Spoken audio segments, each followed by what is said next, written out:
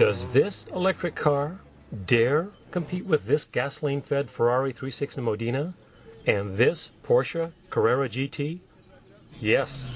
To place Infineon Raceway's quarter-mile track.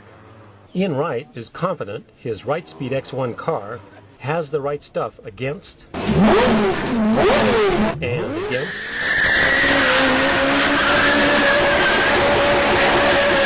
well, maybe, but Ian believes the average car buyer just doesn't fully appreciate the advantages of an electric car. If you measure the energy required to drive a mile and compare that with the energy used by a Prius, it's about 3 times better.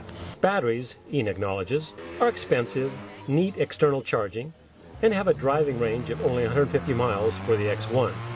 But for a select group of buyers, these disadvantages are offset by slick styling and performance. I've chosen to optimize the car for performance and sell it into the performance market. Technology will get a lot cheaper, of course, with time and with practice and with volume, and it will trickle down to much less expensive cars. This is a proof of concept vehicle, not a production car. From proof of concept, it's now time for proof of performance.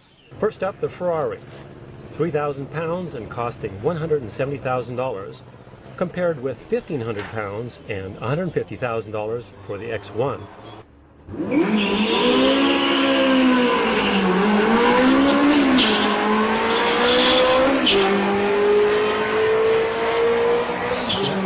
Next up, the Porsche, 3,200 pounds and costing $400,000.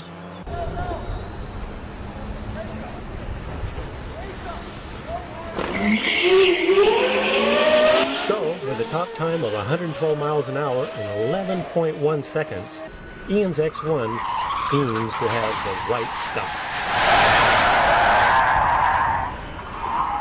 I'm Will Nordby, Prawn 4 News.